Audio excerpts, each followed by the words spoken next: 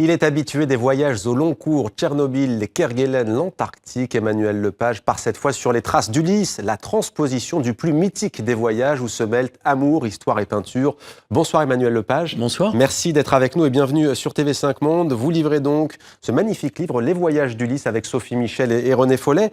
C'est aux éditions Daniel Maguen. Alors précédemment, il y a quelques années, avec Les voyages d'Anna, vous racontiez les aventures de la muse d'un peintre voyageur imaginaire qui s'appelle Jules Toulet. Elle avait parcouru cette femme le monde entre 1885 et 1910 à Séconnet. Vous avez décidé de reprendre cette fois ce peintre, ce personnage, sous cette fois le joug des traces d'Ulysse. Vous vous remettez en scène ce personnage à travers la mythologie grecque. Racontez-nous. Eh bien, en fait, ce livre, Les voyages d'Ulysse, c'est une promesse faite à mon fils.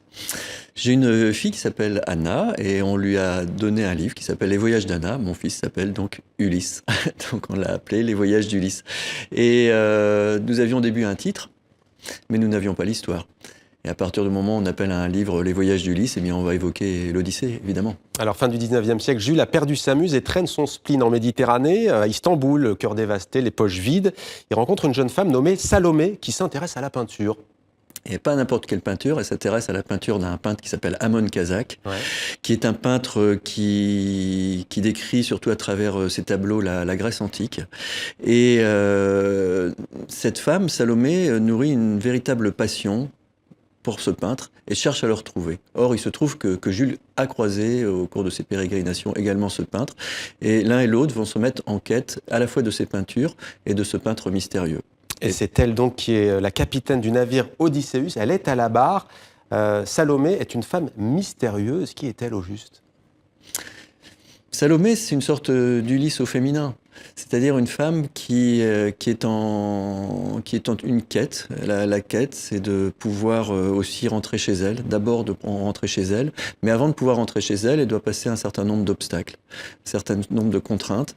Et c'est justement au fil du récit d'essayer de savoir pourquoi ces obstacles, qu'est-ce qu'elle cherche, quelle faute elle a commise, pour être ainsi aérée sur les mers.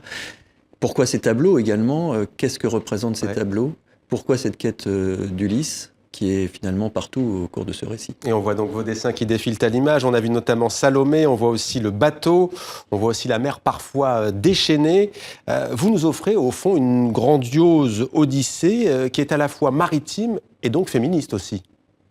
Oui, comment dire, Salomé, c'est un Ulysse au féminin, c'est-à-dire que c'est quelqu'un qui cherche à exister dans un monde d'hommes, essentiellement, le monde de la mer, à s'imposer comme capitaine d'un navire auprès de rudes marins.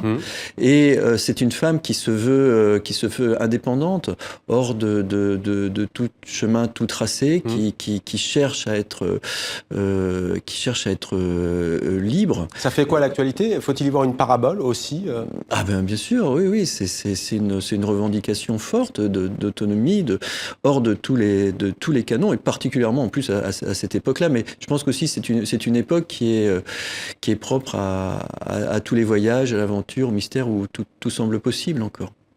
Qu'est-ce que cela nous dit de notre époque ? Que reste-t-il au fond de ce voyage mythologique qui est enseigné, bien entendu, aux élèves, aux plus jeunes, et que vos enfants que vous citiez ont dû apprendre déjà dans les livres ? Oui, enfin pas que dans les livres, parce qu'on leur a lu l'Odyssée, évidemment. L'Odyssée, ça s'entend en fait, hein, ça se lit aux autres. Et dans le livre, l'Odyssée est transmise par la lecture.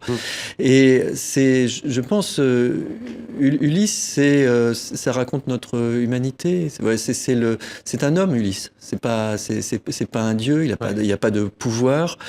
Et c'est un personnage aussi complexe. C'est un personnage qui n'est pas parfait, qui est parfois violent, mais qui en même temps est en quête de son humanité. Et je pense que si ça continue à nous parler 3000 ans après, c'est qu'il dit quelque chose de l'être humain. On est à la frontière, on va parler du dessin quand même, on est à la frontière de l'orientalisme, parfois avec des nuances antiques. Comment s'est élaboré ce style pour vous ? Comment ça s'est imposé ? Vous savez, j'ai des influences nombreuses. Déjà, j'ai une passion pour la mer. J'aime beaucoup la mer, j'habite à côté de la mer et puis j'ai passé souvent des séjours sur des bateaux. Et vous savez, sur les bateaux, lorsqu'on est passager, on n'a pas grand-chose à faire sinon de regarder la mer. Et donc j'ai passé du temps à essayer de comprendre comment la représenter. Donc déjà, il y a cet intérêt pour la mer. Et puis aussi un grand intérêt pour les peintres orientalistes. La fin du 19e siècle vraiment me passionne beaucoup. Et je suis aussi beaucoup intéressé par les peintres de marine, que je trouve remarquables. Et on signale aussi qu'il y a des magnifiques peintures de René Follet, illustrations qu'on retrouve notamment à la fin, mais pas seulement. Et il y a aussi d'ailleurs ce bouquin qu'il faut absolument se procurer, d'ailleurs, qui est aux éditions, on le rappelle.